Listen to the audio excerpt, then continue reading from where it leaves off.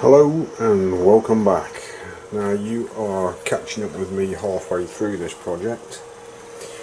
Main reason is me GoPro mount.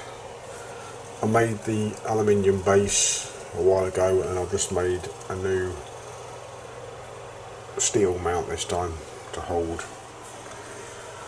quarter UNF or quarter Whitworth attachments, and I'm holding one of those attachments in my hand right now. Yes, the camera fell off and hit the floor again. Second time it's done it. Anyhow, I'm making the attachment, or continuing on with the attachment for my bench grinder, the Laptronix bench grinder, which I did a video on about a year ago. And this shaft of steel is going to turn into these items here. Now, clearly you've seen from the shaft that they are round, cylindrical, but round, they're solid round bars. And the first one is going to be like this,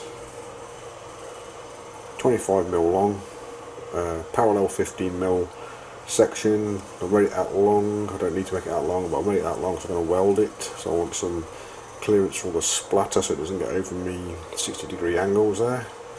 So you can see there's a conical feature at the front and a through hole on that one there. Clearance for an 8mm M8. It might turn to an M6. I'm going to look at the bolts in a minute. The second item, which will probably be the last item I do, is I'm just going to part it off the length with a couple of chamfers. To be fair, that's going to be all the work on the lathe. The cross holes, I will be doing the 12mm bore there in the lathe and boring it to size, and the 8mm clearance, or it may turn out to be 6mm clearance with the 60-degree conical feature in it in the forge jaw. And I will be doing the M5 and the slitting saw operation in the mill. On the last one I'll be doing the conical features on the lathe and the threading on the lathe. And these are all going to make a multi-adjustable bracket for the table or platen on the Laptronix bench grinder, turning it into more of a tool grinder, not a tool and cutter grinder, just a tool grinder with more precision, able to set out angles, and so do it freehand, be a bit more precise about the angles that I'm getting on my high-speed tooling and my carbide tooling. So that's what we're going for. I think you've seen that enough now. You can see all the dimensions where it all comes together. If you want to emulate it, there you go.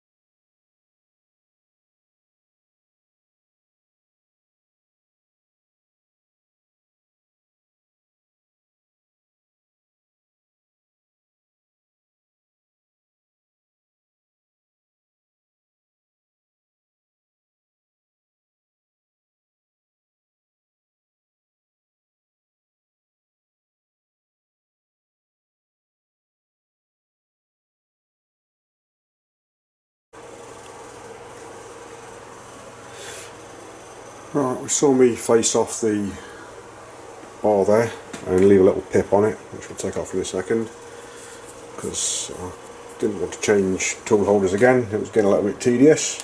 Like it's only the second time I've done it. Anyhow, what I need to do now is change the angle on the compound. My compound is extremely tight. Might even have the lock nuts done up slightly. Feel that? They possibly are.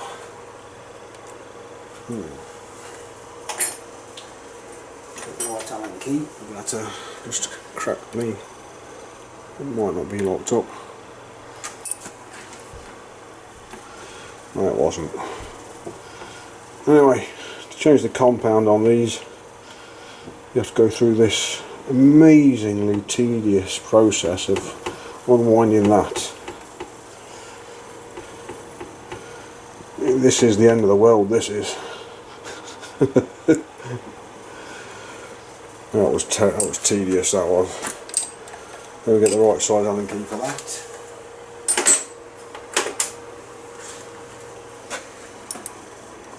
And choose that one. And we'll make that back up a little bit.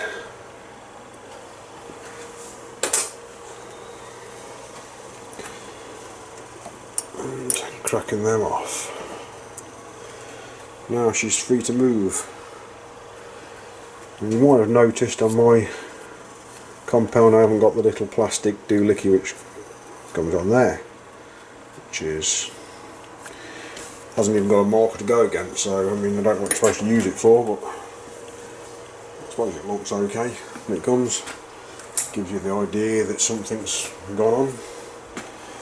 Now I need to get me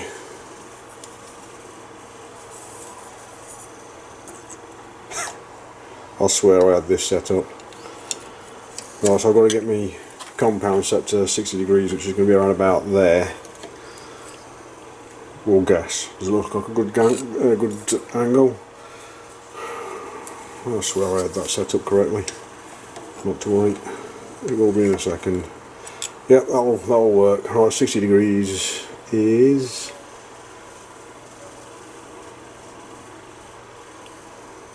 there. So I'll lock that up and forget how I had it. There we go. So I'm just holding it against the cross slide, and then we'll bring the compound angle in.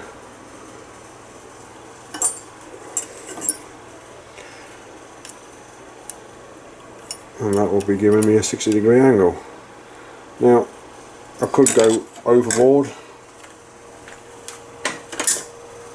and first of all set the compound this way and cut on the outside of the taper here, and then do the internal bores with the compound set over this way, or I could just set it up this way and put a boring bar on and then use the lathe backwards.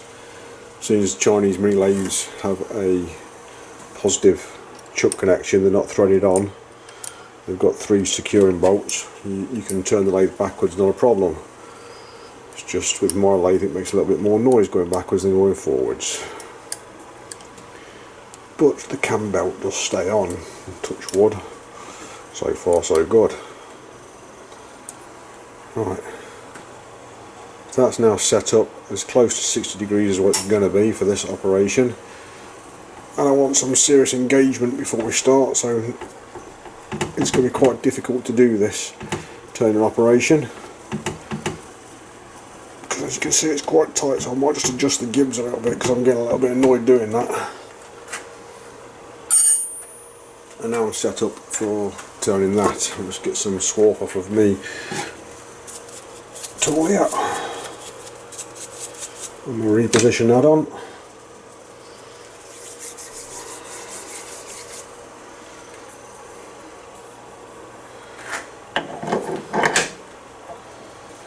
Right, so I'm set up for boring, but first of all I'm going to be just facing the front of this off to get rid of the pip, and I'll pop the hole in. So the first feature is going to be a hole in there. And I'm starting to get mucky pops all over it already, not to worry. Okay. Righty ho. So there is the back of the part. I don't know if you can see the crosshairs in there, and the hole nearly came out in the crosshairs. It was very close, but annoyingly I've cleared the land so the pinch bolt can go against it, and that seems to be more off centre than, I mean, when that happened I was fully expecting that to be properly off centre, and since it's less than a millimetre off of the centre I'm quite disappointed that's so lopsided, but it's totally functional. Now the next hole I have to think about for a second. It's going through on this centre punch here, hopefully parallel to that. And do I want the taper on this side, or do I want the taper on this side? Alright, I'm back and I've made the executive decision that the taper needs to be on the opposite side to the flat. I'm going to check that, because if I hadn't have checked that and I'd have gone ahead and done it all, I'd have been right annoyed. So the basic gist of the thing is this will be welded on. That will go. That'll have a taper in it, and that will go on there like that. And then this will have a taper in it, and this will go on here like this. Righty ho. So I have glued these up and put them on the surface plate.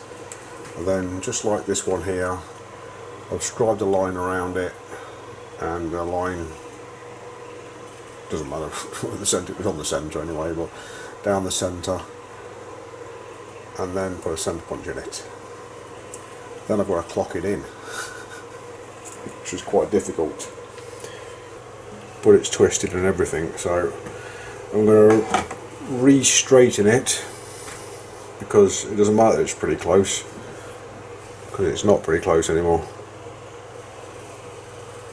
We need to have that side out and that side in, like that, because I've got to take it out now and spin it a little bit, and it will, you'll see, it will move quite considerably just by the turning effect now, because it's span. Right, let's see if we can get this out. Oh, I need the light over here.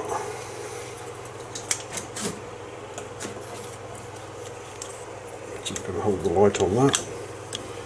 I need the light about there somewhere.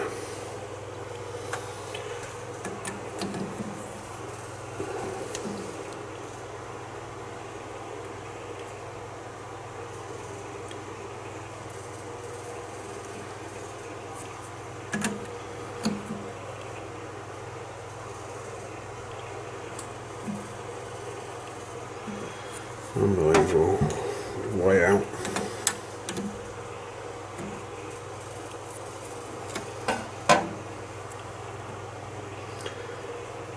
When I say way out, I mean like properly way out.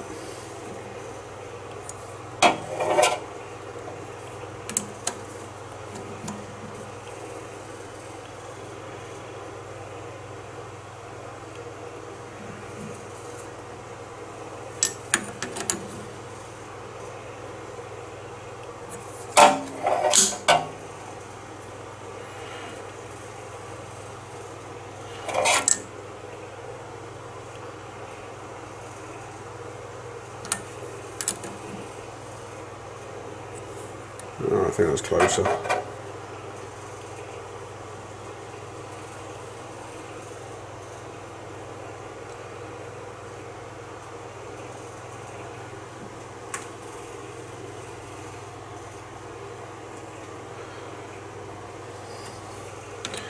That's pretty good. Let's try that.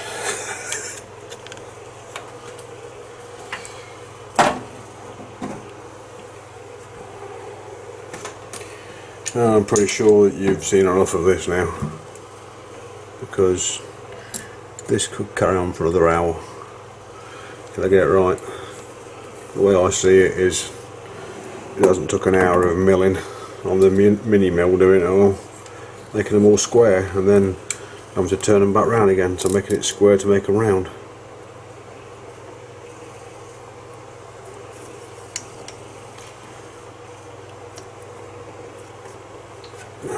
Righty-ho, how bad is that? That's pretty good.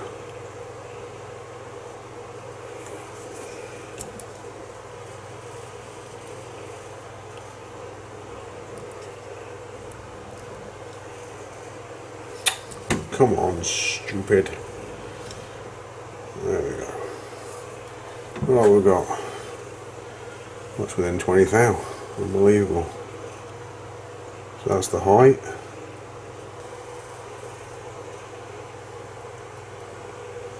I think that's clearance.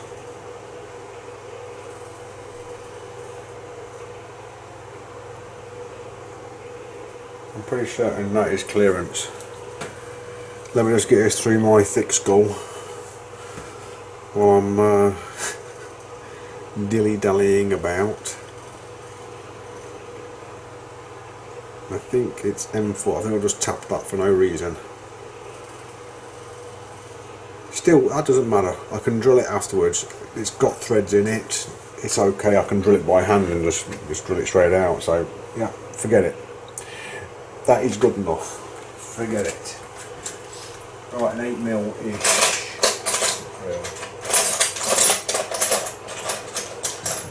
What's that? I'm sorry if you're shaking, I have to go through the drill. But this one here is a 7.5mm, so that'll be good enough for the 8mm-ish.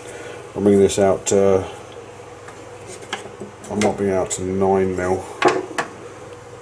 It should clear. Anyway. Let's drill this out now to 10.5mm deep at 7.5mm. So I've zeroed the quilt.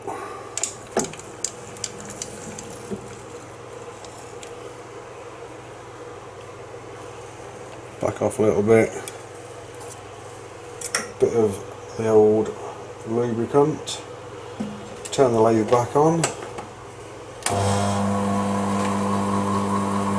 Come up to the touch, ensure it's 0, well that's 0, that's close enough, so 10.5, a bit more speed.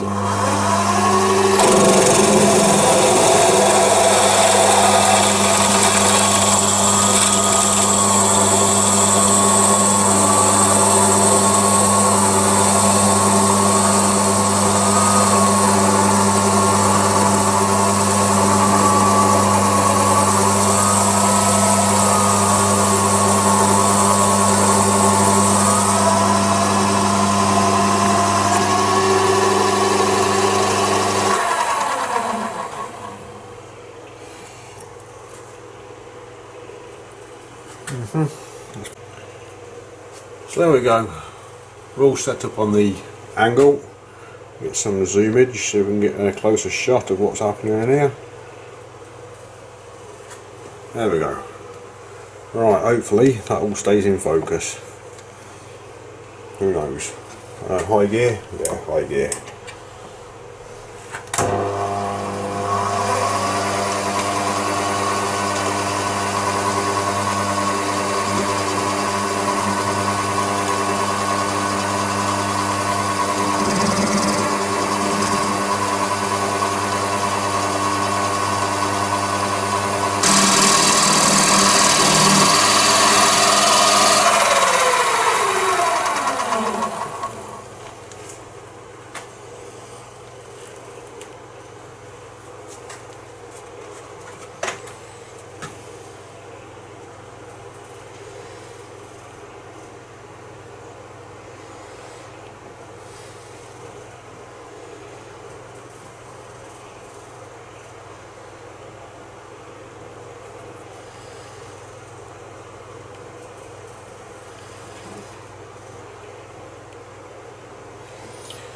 Right, it's not going on that taper, it's going on the other taper. Where is the other taper? I haven't even cut the other taper yet. Pretty soon I have. Oh, it is. It's gone. It hasn't gone. It's here.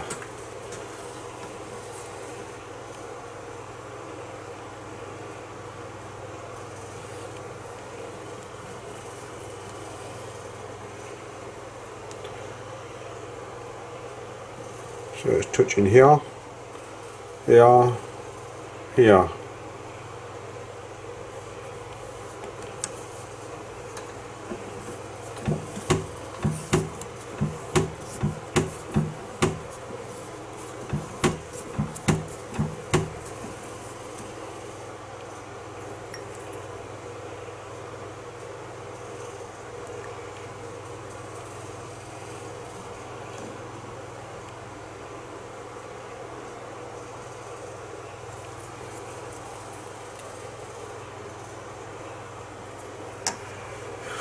Should I go deeper? I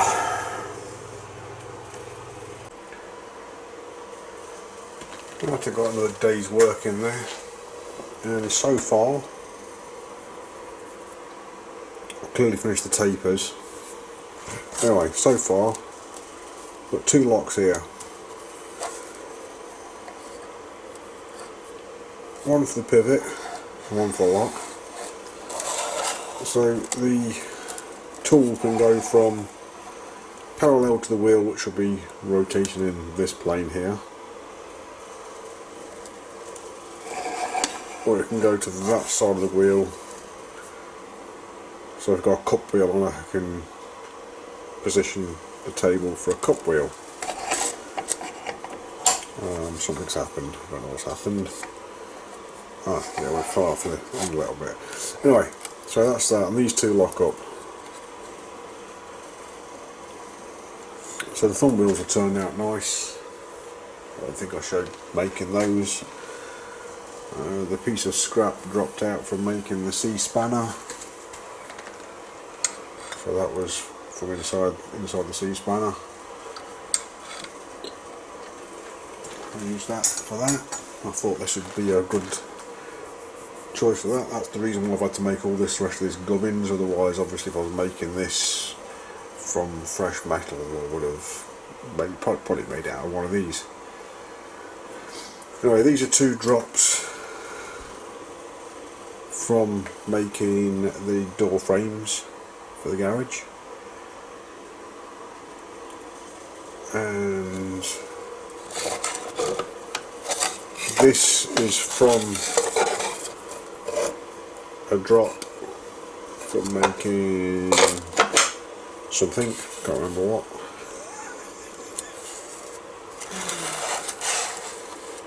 The 20mm round bars are fresh stock. The 2 knobs are made from fresh stock, and the 12mm ground shaft is out of a printer. The general gist of things is this will be a thumb screw. I'll loosen that off, and that will allow, I'll loosen it off a bit more. I'll loosen that off, and that will allow this movement here. Now this movement here is obviously raising and lowering the tail height. Yeah, so the tail, if I go to that angle there, the tail height's going up. Clearly it's going up a lot. Okay. And secondly, when I adjust this, the table height goes up or down, depending on whether I have the attachment point here or here. Doesn't matter where it is, it's going to go up and down. So let me tighten this up so it isn't too movie.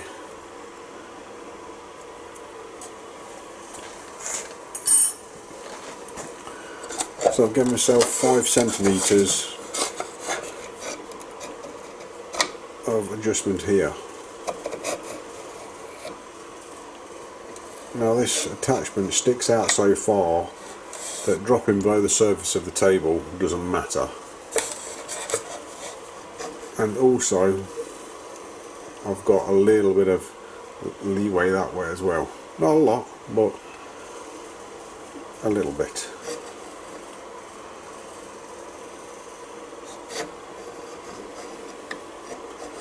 So that's how it's going to go. I mean, I was thinking about putting a couple of guide pins drilling through the angle section here at 90, then putting 2 more pins up here, so there was no rock at all in this, having guide pins on it. Or the other option would have been to make these slots a little bit wider and then have some kind of bosses that it runs in to keep it sort of square.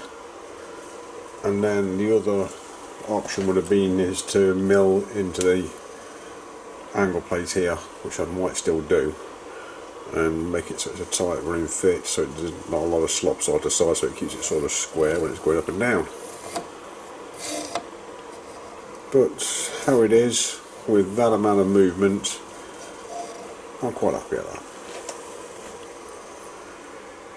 Now, you might have spotted that this shaft doesn't clear this here, and in my mind's eye I'd already got this as a sort of you know,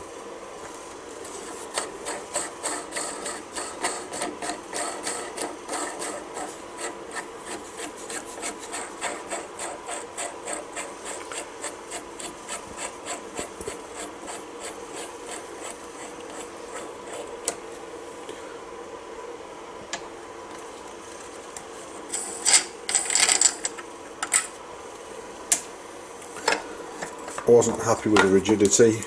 This is a proper sliding fit here. Come on off. There we go. So underneath I wasn't happy, so with the angle grinder and another piece of scrap metal, I just picked it off the floor, I just ground that. I just literally used the angle grinder and just made that, and as you can probably tell actually, and I just made that, and then I wasn't going to put M4 in, but I made a bodge and had to put M5s in, so, but that is going to maintain the distance between the 2 sections, because that's 2 sections. Like I say, the whole thing is made out of scrap and I don't care. Functionality is everything here. This thing is going to be a part of a grinder. It is going to be way better than the original grinder, pedestal, platen, whatever you want to call it. Way better.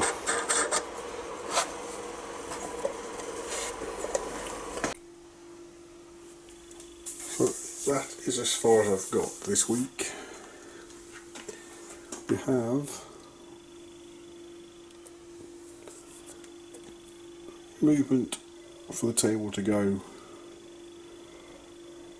like that.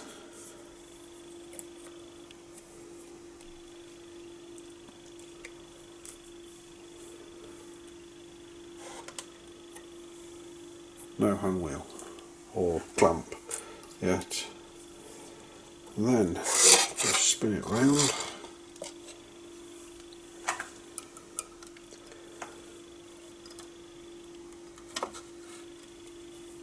We have movement for the side to side of the table. So now I can put an angle on the table like that, which may seem like absolutely no reason whatsoever, but it can do it. And then another angle on the table like that.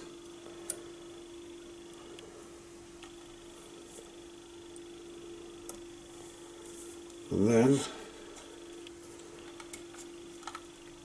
I can put a compound angle on like that with those two, which you couldn't see, those two here. Now these two at the front here are not set up yet and might not work. No, they're not going to work. I need another Allen key for them. So these are not finished at the moment, hence they're in silver. but it's coming out now anyway. So these will be pressed in eventually, but at the moment the bolt is in there loosely. So let's show you inside there. So the bolt, and it isn't pressed in yet, so I can get it out. Copper hammer, copper hammer. So just a little tap and it comes out. Not pressed in yet. So inside there, yeah, we can see that.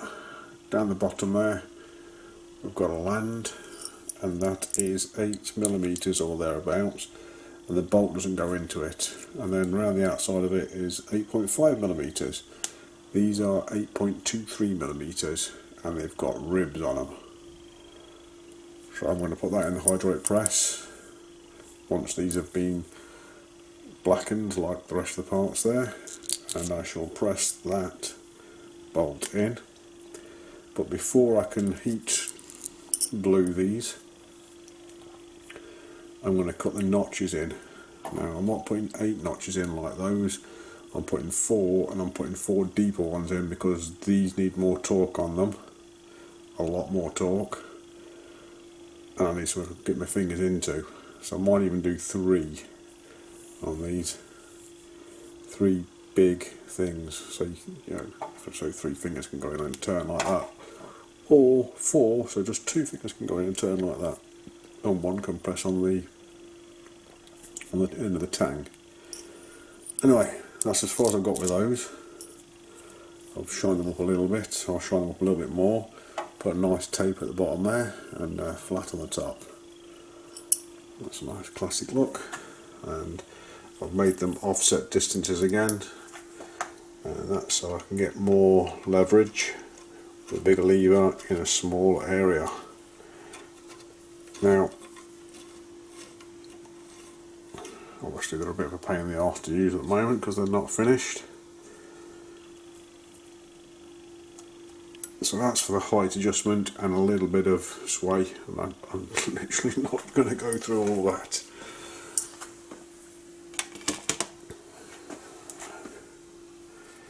So get a close up of the finish. This is EN8 steel, and it has been hardened and tempered. And this is EN3 steel, and it cannot be hardened, but it has been heat blued. And instead of welding the nub on, which could have ruined any kind of hardness or made it too hard and brittle, I decided to bolt it on, so I've been messing about today doing that. Handle needs to be made there. Now this is an interesting one. I was going to make a clamp, but instead of making it a clamp I made it an interference, a press fit. So to get this to move forwards and backwards, or to position it, the way you do that is, in that side there's an M5 grub screw, and that's seated just past halfway. So to eject the bar, you tighten this up, and it might not be tight enough to take this kind of torque, and when you tighten it up you'll see the split get bigger. Try and get it lined up for you. There you go. And now she moves. So I can extend it out to there, then back this off, just nip it, and that ain't going nowhere. That is a press fit. There's 1.5 2 thou press fit in that, so that is not going anywhere. And that was reamed with a wedge in it, so after I cut that, before hardening it, I rammed a wedge into that to wedge it open, and then I reamed it to 12mm. Like I say, there's about 2 thou press fit on that. Now I need to make, let's put this back how I had it.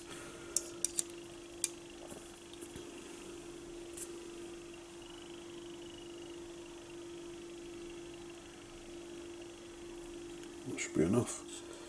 It is. sort of centralise that, sort of. And I've got the idea for this bit here now, which is the thing I'm going to be making next week, is sort of an angle going down there, an angle going down there, and the rest of the body, so it's going to be like a U shape or a C section going around there like that. A couple of pinch bolts, but these will be sliding fit. Don't know how long I'm going to make it yet. Probably, so it goes from there to there like that. Probably 1 inch of movement. Whether that'll be enough, I don't know. We'll soon find out. And the top will be milled flat with 2 holes drilled into it for the platen to go on top of. And the platen will sit level with that plane there in the default position, and then it'll be able to swivel down one way or the other way like that. She's going along nicely.